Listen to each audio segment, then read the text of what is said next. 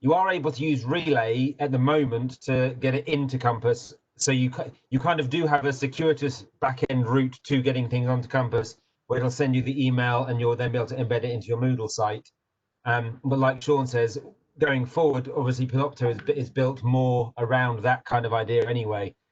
So you'll have your own space and your Panopto area, but anything you create now as a video file will be able to transfer across into Panopto. It will get migrated over. Yeah, the clever thing about the Panopto integration is that the folder setup is the same as Moodle. So in terms of categories, faculty, schools, all of that side of it will be the same. So you've got the Moodle site, the Moodle course, and then the next level's up. So in terms of uploading a video, it should be easy to put a video in the right place if you don't record it directly into the right place, if that makes sense. That's brilliant. Thank you very much. Perhaps let me assume the role of a new member of staff. That I will use the same Captain America analogy that I used yesterday, or I don't know whether Stu got it going for me, but I've been in the ice for 75 years. I'm thawing out, and somebody's chucked Panopto at me, and perhaps Jenny, you could chip in. And you're saying we'd like you to do this for September. Where do I start? What kind of planning do I need to do in my head to get me ready to be able to sit down in front of a video? Can you offer some people some top tips about getting ready to do a Panopto? Because I know Jenny's put they fluff lines, and I know people are very concerned about it being perfection. What advice would you give to start people off? So, do you want me to jump in, Jenny, then? if you'd like to start, please. Well, I think it's just like preparing for a lecture, really. So it's getting your PowerPoint, if that's what you're using, ready with it. And actually, the students have fed back to me that they don't like it to be perfect. They don't want to be Fiona Bruce reading the news from an auto cue. They want that human bit. And I mean, even to the point little interruptions where I sneezed in one Panopto, and I hadn't realised it. And one of my students said to me, "You sneezed," and I said, "Bless you."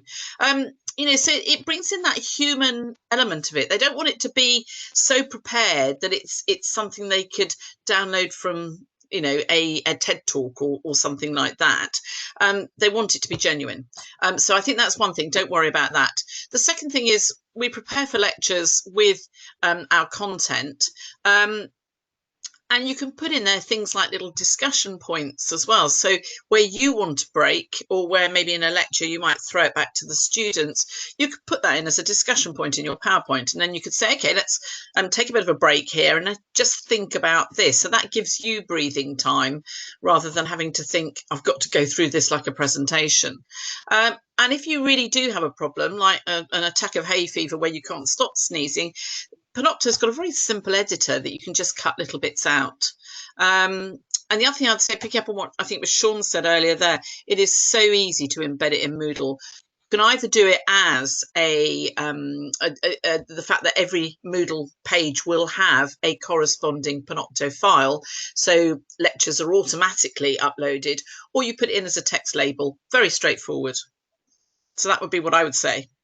Just to sort of continue on, I think we get into a habit, particularly with content capture, and I'm really guilty of it because I did these pre-records for this, that it's all about you, the presenter, and you're presenting. And if you're thinking about talk content, you really need to go back to the students themselves. You really need to have that thought and consideration of the audience. So it's less about you fluffing your lines, it's more about what do I want the students to get out of it, and then go back from there. Yeah, and I think that's very important, that at the end of the day we are delivering something that students want for engagement, but we have to recognise this shouldn't be arduous. It should be something that complements what we're doing rather than replaces it. And I think that's again why you don't necessarily need to worry. We're delivering something the students want. And however that is, I've found they're incredibly appreciative of whatever it is. I've never had comments back saying you put in a lot of ums and ahs, and yet when I listen back to it, I've got loads of ums and ahs.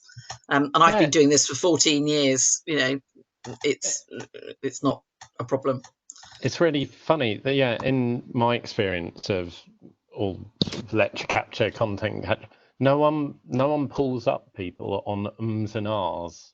It's actually about the meat and bones, the content, the points that you raise. And I think when it's very hard to stand in front of a camera and talk at it because it's just you and the computer. I think as a presenter you get a bit hooked on that, and actually we almost need that sort of mindset shift to let it go. Easier said than done, though.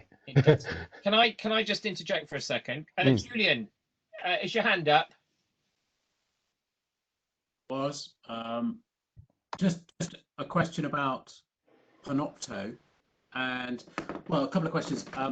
Just thinking about editing lectures that have been captured and how easy that is, and I'm getting a sense of that, and how time consuming it is, but also will there be some good quality examples from different disciplines of resources made from lecture capture using Panopto and stuff like that, so that we can get an idea of some best practice?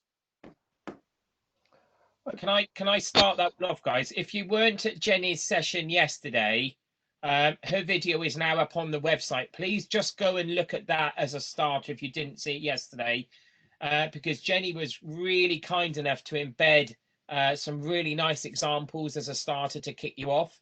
But yeah, I think that will come. Anybody else like to chip in on that one, Sean? Yeah, it's just going from, obviously we've picked it up and I've been using it. It seems quite easy to upload old content and then tweak and edit. That the editor's really intuitive, and that's a real sort of strong point of Panopto, that it's very user friendly. In terms of examples of good practice, we kind of need people to start using it. Certainly from a central point of view, as videos are created, as content created, I think it'd be really good for us to curate those. What we can do is from the rollout is provide a lot of support and guidance and tips for good practice. But I think those good models, we almost, it's a bit chicken and egg, to quote Graham there. We need some people to make content as well. I think we'll go through. I've got some because we both did it. Different examples. So I wonder if on that theme, if I could just relay some of the questions. So I've got one here from Karen. Karen, if it's all right, I'm going to read this one. I know you sent it to me privately, but I'm just going to ask it if that's okay. Karen, it was just a little bit concerned about the time frames. And when will Panopto be available so colleagues can start working on it? And I'm gonna, and Steve, I know you're there as well. You might want to chip in. One of the things I am picking up from colleagues, and I think we're probably going to have to do so, is there is a genuine sense of a little bit of concern about things we're asking colleagues to do in such a short amount of time, and the best steps to take that forward. So could we possibly clarify when you think colleagues would be able to start using Panopto? And in the interim, if they had videos for doing videos elsewhere, can they integrate those in Panopto so they can start doing bits and bobs now? Shall I take that one then, Andy? Please, Stephen, if you'd be so kind. Okay, so the timescale we're aiming for is end of this month, where it'll be available for all staff. We realise that this is probably 4 years actually too late. We've been pushing it for a long time, but we only purchased it. The university only purchased it at the beginning of this month, so we're working flat out to make it available as quickly as possible. We have the Panopto platform. We're currently integrating it, and it has been integrated with Moodle, but there are a few things we still need to check. It needs to be tested, which we'll be doing next week, and hopefully by the end of the month, everyone can then just have a play with it and start using it in anger. If that time scale doesn't work for people, and they need to be creating material right now, the technologies that they've currently got at their disposal primarily it's going to be Relay, I guess, but it could be Screencastify or some other system. Just continue to use them. At some point, you will probably want to get those pieces of content into Panopto so that it's a single entity that you're dealing with. But that can happen later. I'd recommend that you just get your content created. One of the advantages of getting it into Panopto once it has been created is that various features that Panopto has can be applied to those videos. So for instance, auto captioning can be applied to existing videos. The search facilities will become available and so on. So it will be available in a couple of weeks. If you can't wait that long, just continue to do your stuff. That's great, Stephen. Thank you. And I think that's a really valid point. Just carry on. So let's have a look. So can I just jump in very quickly? Sean, of course you can. Just to say as an aside, and I'm a bit scared to put the bock on it, but Relay has worked very reliably when we've been in lockdown and in this work from home situation. So any sort of prior experience of bad experiences of using Relay on campus aren't mirrored in this situation, and actually lots of people are recording using Relay and doing it successfully, and it's complete. The technical issues are minimal, nigh on non-existent. So you shouldn't worry about using the existing technology that we have. The plus point is when Panopto comes in, you'll be able to transfer that over. We will be doing a big shift of a data migration anyway, but you could do it yourself as well. That's really helpful, gentlemen. Thank you ever so much. Right, I'm just going to try and work backwards and try and link them together if I can. So I just want to go back up. There's a really important question in there, and it's coming in. That's fine. What about where was it? The basics, please, for accessibility and all that when we actually start doing content capture. And I saw that somewhere, and I've just lost it because we've got quite a lot of questions coming in. There we go. Can we talk through the requirements for accessibility on recordings? Do we need shortened presentations, videos, and full notes on slides? What is the best practice and this is an interesting one because it's in terms of content capture. What's the model? What are we aiming for? 4 minutes, 10 minutes? What's the format look like to give some colleagues some guidance? Sean, would you like to? Yeah, we spoke about it a bit in our session this morning.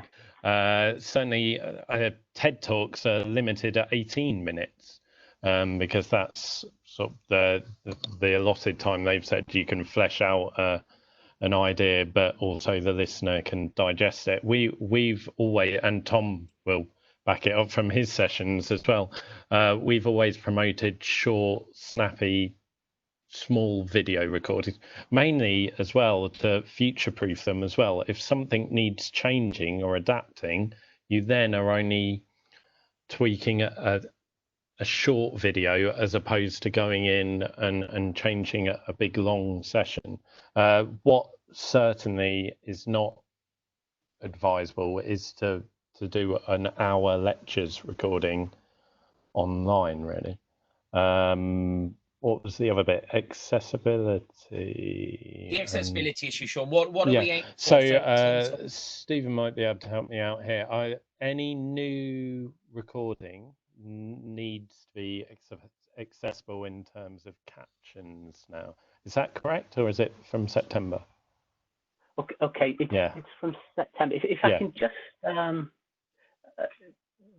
mention the content capture policy here. So Academic Council ratified and accepted the content capture policy again at the beginning of the month. So all of this is sort of very late in the day. But the purpose of the content capture policy it is to try and shift us away from this idea of lecture capture. I think what Jenny described yesterday in that presentation, it was great, Jenny, thank you. It sort of exemplified what it was we're trying to do with this content capture policy. It's to move away from this idea of recording 1 hour or 2 hour lectures, because students, frankly, aren't going to want to learn that way and watch for 2 hours. It's much more about capturing the relevant part of taught sessions. And there are all sorts of reasons why a sort of a 5-10 minute chunk would be better. It's better for student retention of knowledge. It's going to more likely keep their attention. If the world changes and you need to redo the video for whatever reason, legislation's changed, the news has changed, whatever, it's a lot easier to do a 5-minute re-record than the re-record of a 1 hour lecture. So there's lots of reasons why short, sharp, focused pieces of content, perhaps illustrations of threshold content, threshold concepts, whatever, go that route rather than just replace lectures with recordings of lectures. And that's what we're aiming for.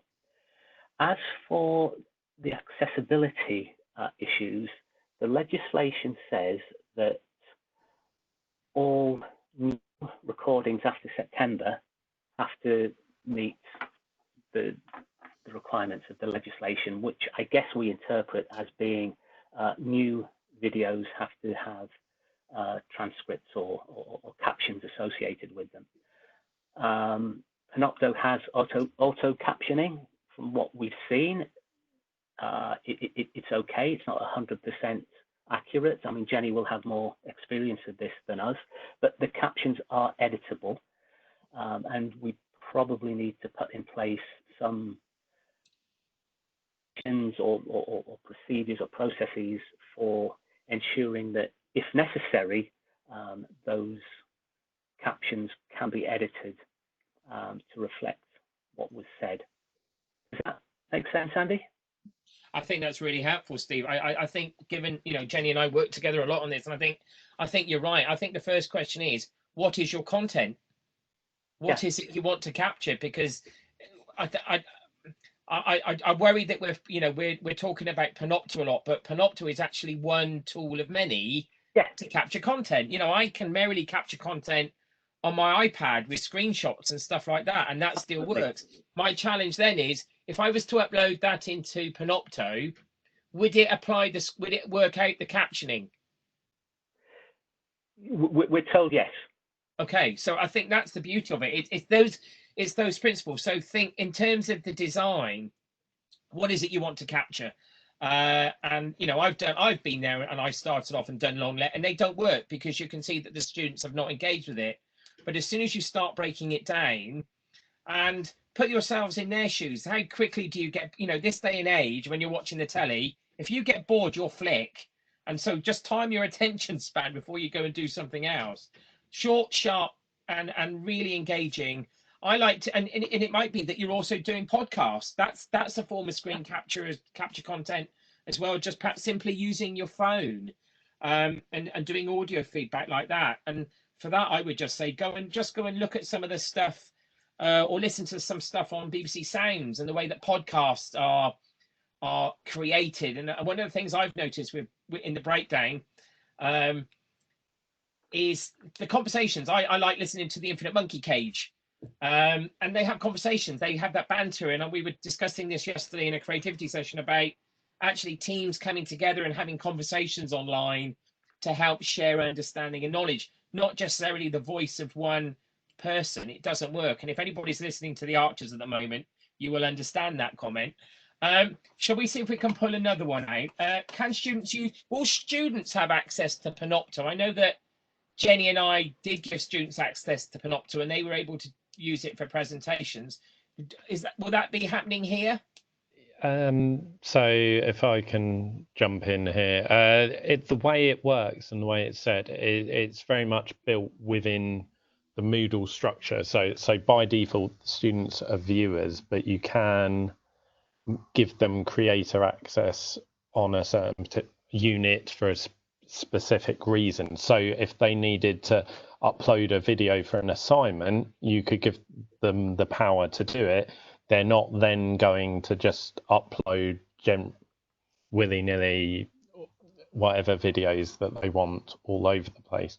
It might be a later discussion about, do they need an area where there isn't necessarily a Moodle for a Moodle site or a Moodle assignment. Do they need a video hosting space? Perhaps that's another discussion. But generally, the power is in the lecturer's hand or the academic's hand to allow students to upload. So yes, students will be able to use it as well. And Sean, Jenny's just pointed out that we had the option in the PAR that Panopto has an option to share the file with anyone, so content can be shared across multiple Moodle pages. Yes, yeah, certainly. So it's quite good in Panopto. Within the videos in Panopto, it's a bit like Google. When we're sharing in Google, you can set videos so it's visible to specific people or anyone in an institution or open access. But then within the categories in Moodle, you could make a video visible to anyone in science, say, or across year groups. You could set specific sites. So yes, it's customizable. That's great. So I think there was just one. I've just. Can I just quickly jump in from some points about the podcast idea and things? There's two bits. One, if you want that conversational one, and I put it in the thread there, there's a sort of a free web-based thing called Zencaster, where it records the quality of your mic locally and not where like WebEx is recording it on a server. It records it to your computer and then stitches it later, so you get a better quality audio for sounding not like you're talking on the internet. But also, I just Googled in the Panopto sort of stuff. If you're producing podcasts, you can actually, I think, and again, please, Sean, Stephen, correct me if I'm wrong, but it seems that you can actually turn on an RSS feed side of it. So you can actually put it into the like Apple iTunes as a proper podcast, like the Infinite Monkey Cage. So people could subscribe to it and listen to it on their device and get it that way. So it doesn't have to necessarily go through Moodle in that kind of respect of being an audio recording. It can become a properly fully fledged RSS feed into a podcast sort of feeder type thing. It's really easy to turn a video into a podcast. It's a click of a button. It's an additional option. So it doesn't surprise me, given that you can schedule recordings and you do that, the RSS feed aspect is included there. It wouldn't be a threat. But with any of these, ultimately, we've only just got our hands on it. We need to test it ourselves. I certainly wouldn't make any full 100% promises until it is rolled out for public consumption. Fair enough. But again, I can, with the stuff I've already done for podcasts, more than happy to test this feature, which we can then include in any support stuff for the university. So, gentlemen, that's really clear. Thank you. I'm just going to ask another one. It's a really important one. Where was it? I have poor bandwidth where I am, and I get breakout. How can we support students that might experience the same issue, and is there any support, or how is the university perhaps addressing that? That might be a Stephen question, I think. I think this is a difficult issue. It's actually broader than this, isn't it? So this whole question of digital equity is difficult. So bandwidth might be one, access to a computer might be another, just access to a free space where people can do the work required of them is difficult. So I think it's a broader question than just bandwidth. I know that IS are investigating the possibility of getting laptops for students. They're investigating the possibility of data bundles. Ultimately, it's going to be difficult. Think of Chinese students, for example. So if we're teaching students who are based in China, it is actually really, really difficult to know what it is that those students can rely upon in terms of content and whether it can pass the Great Firewall. So I think we have to be realistic. There is a limit to what we can do. There are some tips and tricks that you can employ to reduce the amount of bandwidth if you're concerned. So text, we know, takes up less space than images, which takes up less space than audio, which takes up less space or bandwidth than video, and so on. So there are things that we can do, but to be honest, I don't know that there is a solution to this. If anyone else has got any ideas about how to solve this problem, Stephen, please let me know. Sorry, can I ask within that regard? Would sorry, I'm had a long day. Does Panopto allow you to download? So that there is assumption when we put stuff online that students are viewing it online and actually using their bandwidth and spending the time on it. Are we in a position that would also allow them to download the content to view at their own pace? Yes, offline is an option. We're looking at a Moodle app as well, which has offline access. We don't have that available yet, and I'm not, in fact, sure entirely exactly what functionality it offers. But offline, the download and offline study is an option. But then I think we have to start thinking about the design of our courses, don't we? And yes, that mix of synchronous and asynchronous activity. And it's another reason why synchronous in the online environment, I think, is problematic, because if you're demanding that a student is at a particular place in front of a computer with a certain level of internet access in order to engage with your content, we're going to meet problems, we're going to encounter problems. Enabling that asynchronous activity, I think, is much more likely to work. Can I ask you another question? I'm getting colleagues, I'm conscious I'm asking questions, but I'm just trying to, having run sessions this week, I'm very conscious of the kind of comments that have come out in the feedback. But please, everybody, if you've got something to add, make sure you're chipping in the chat. The question can I just make one more thing, Andy? Rebecca's saying some students need something that runs behind software, some only need a notebook. Again, IS investigating what you might call a virtual notebook. So it would give students the ability to run heavy-duty software effectively in the cloud. So there are technical things that can be done, and IS, our colleagues in IS, are investigating these. But I think we do have to understand the world as it is, and the world as it is that we don't always have brilliant internet connection at all times. No, I think you're right. Can I ask one? And again, this is for everybody. So everybody's I am really conscious at the moment of colleagues' anxieties around what things have got to look like in September, and almost the minimum level of what we need to be providing, and how much is too much, and what is that level that, if we project forward to that, let's go to October half term and we project back a month, what have we actually put in place? What have we delivered?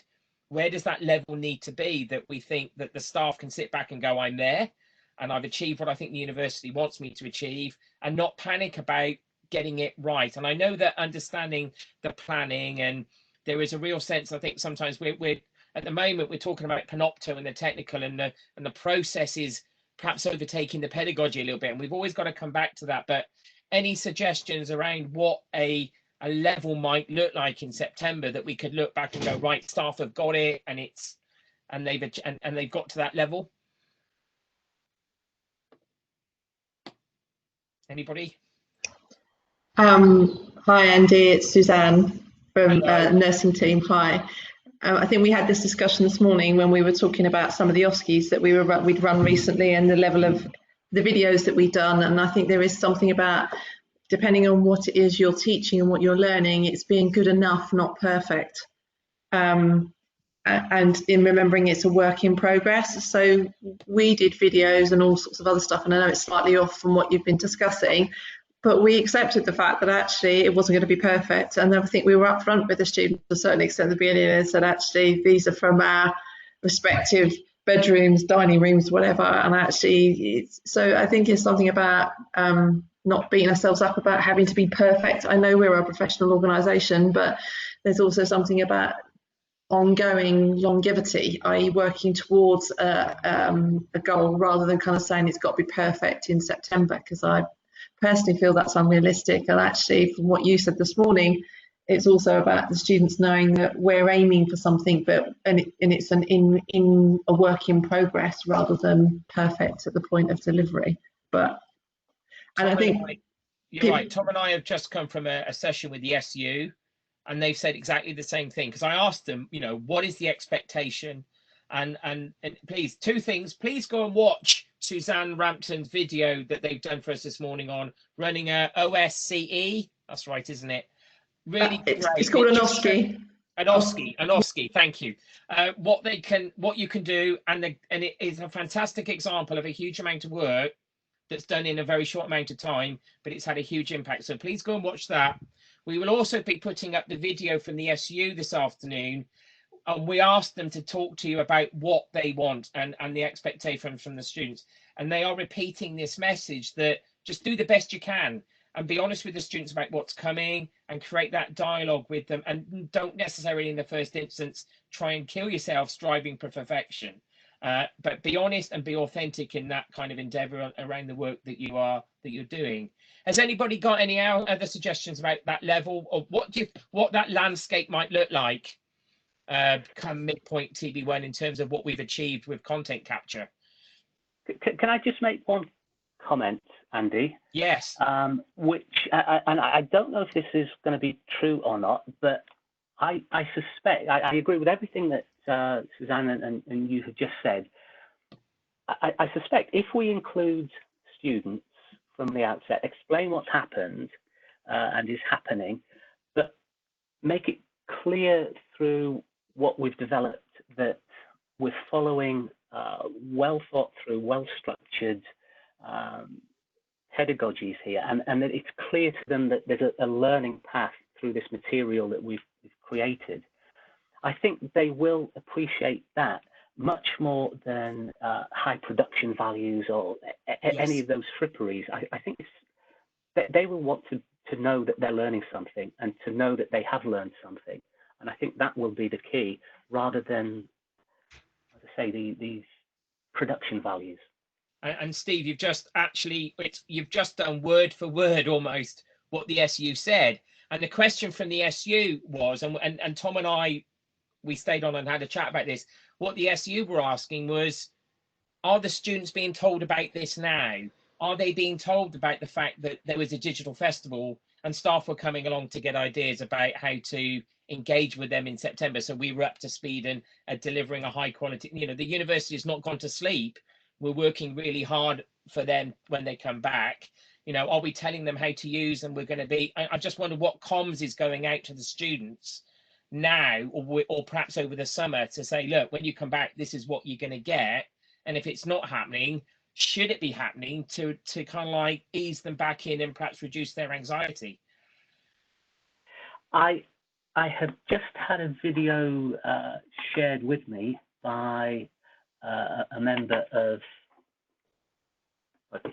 teaching staff in the science faculty. So they clearly are preparing material for returning students primarily. It looks really good. It's just a little expectation about what to expect and what the expectations are on the students. Whether that's happening at the university level, I don't know. So I'm going to take that material and we'll discuss it in the staff development work strand, which will feed into the learning and teaching work stream. That'd be great, Steve, because I think one of the SU the gentleman from the SU, I think, has now been on that work stream, and I think it just seems a really good point about just, you know, setting the expectation earlier rather than later. Yeah. Right. Anybody else, colleagues, please, I just wonder if anybody's got about any particular that's changed it a bit more positive for the next 10 minutes or so. Is there any things people would like to have a go at doing, or content that they see being able to capture, or are there any particular areas around the content capture that you perhaps need a little bit more assistance with, just to really crack it? Please put your hand up. You know, we're all doing it by comments, but if anybody'd like to chip in vocally, you'd be very welcome. Can I just jump in and say, because I'm working on all the support materials for Panopto ready for rollout, and that this sort of idea of things you would like to do are great to sort of really great for me from a support point of view to try and get you the guides and the support you need to enable you to do those things.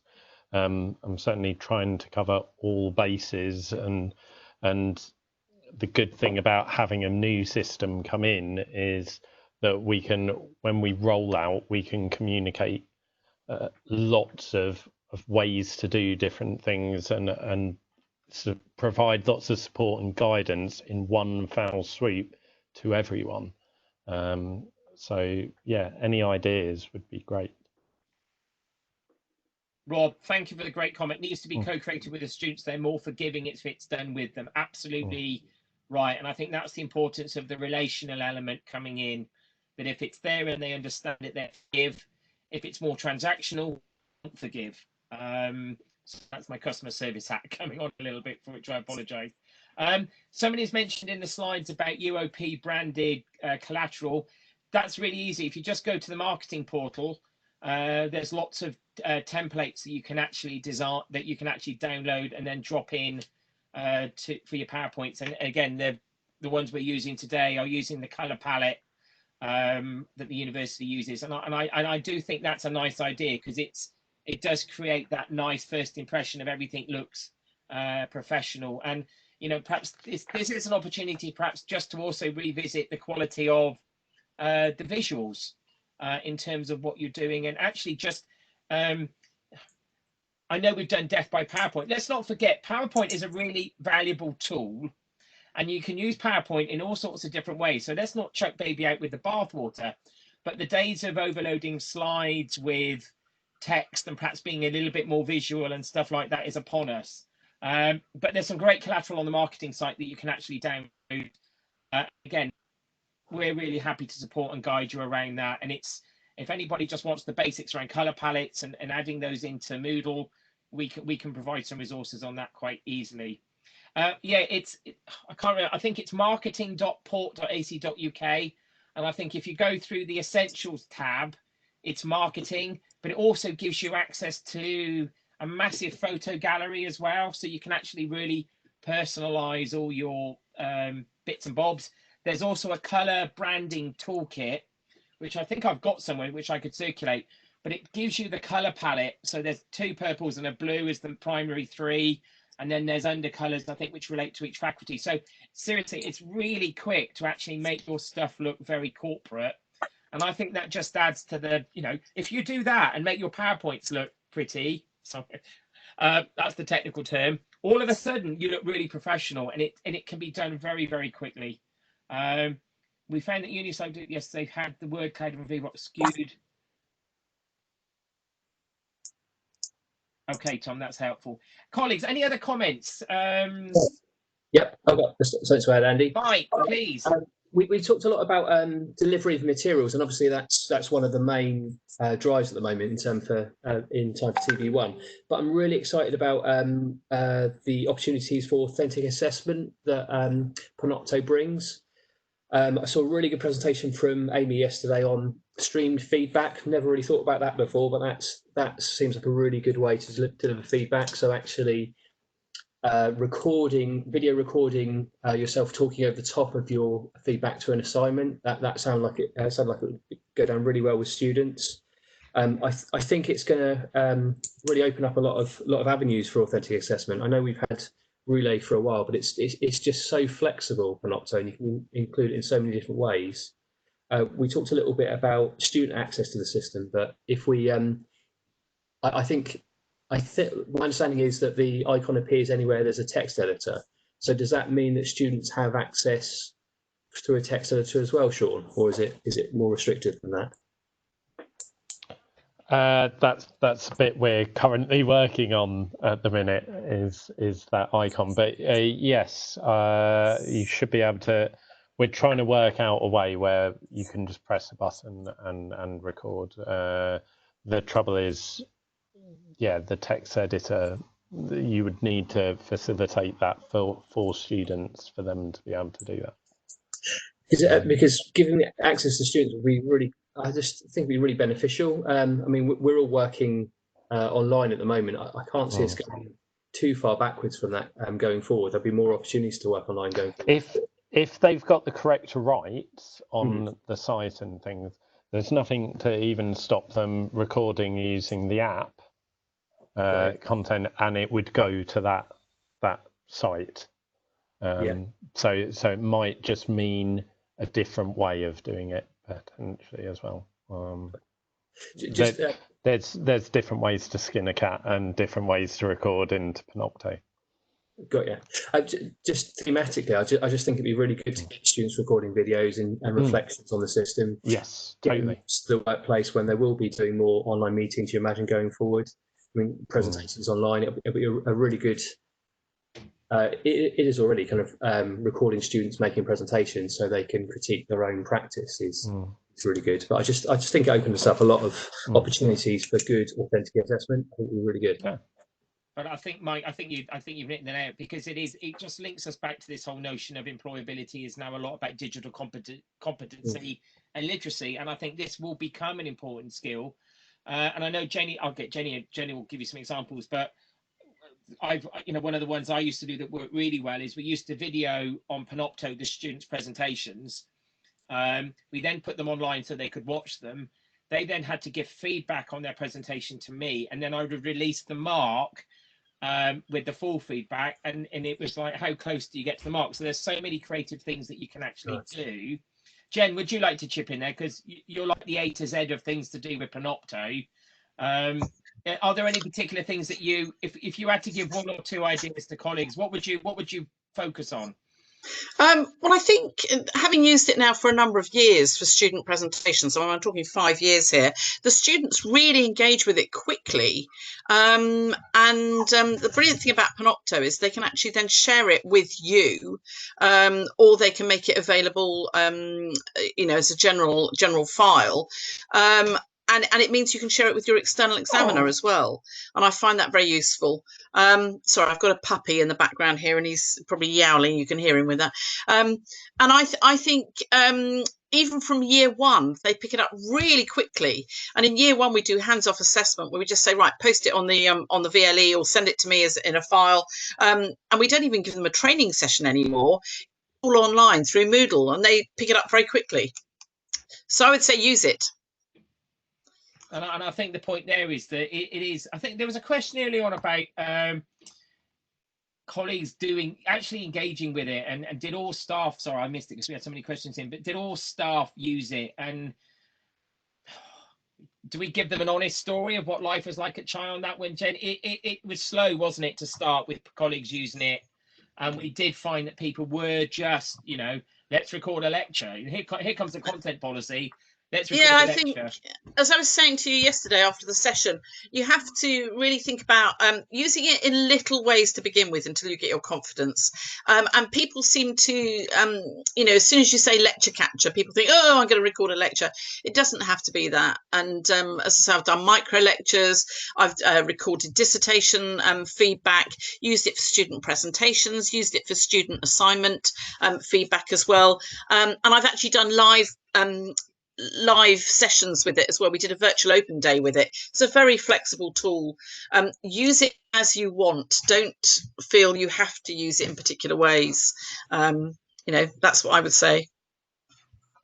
And colleagues, on that note, I'm just conscious of the time. I've got to disappear and do another session.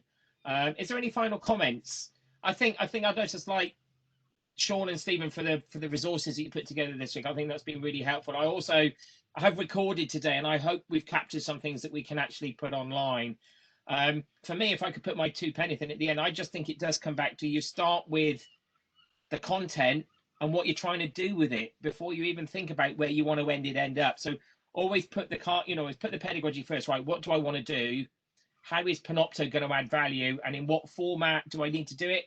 Or is it Panopto? You know, there are, like we've said, there's all sorts of different ways of capturing content. Define content, define capture as your starting point, and stem from there. Steve, is there anything you'd like to add at the end just to help wrap it all up?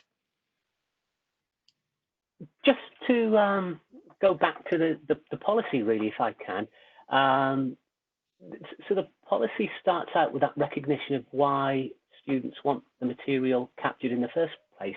It's about an opportunity to revisit difficult points, takes the cognitive overhead off note-taking and help students whose first language isn't English. It can be used for revision. And it does help those students if, for whatever reason, they can't make a live session.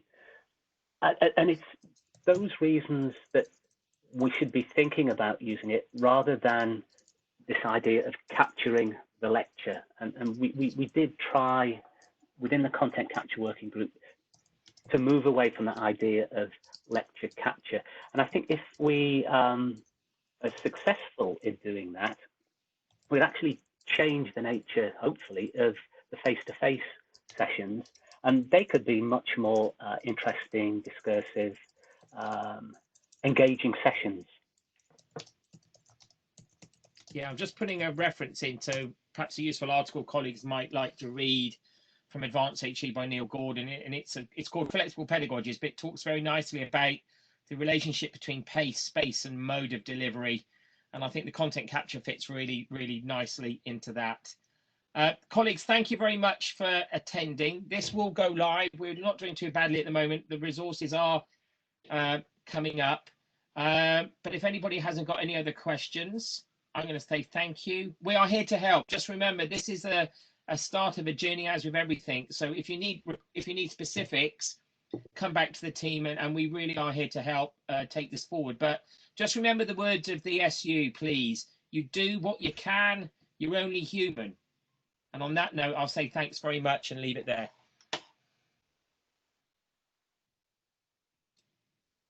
Thanks, Andy. Cheers, everybody.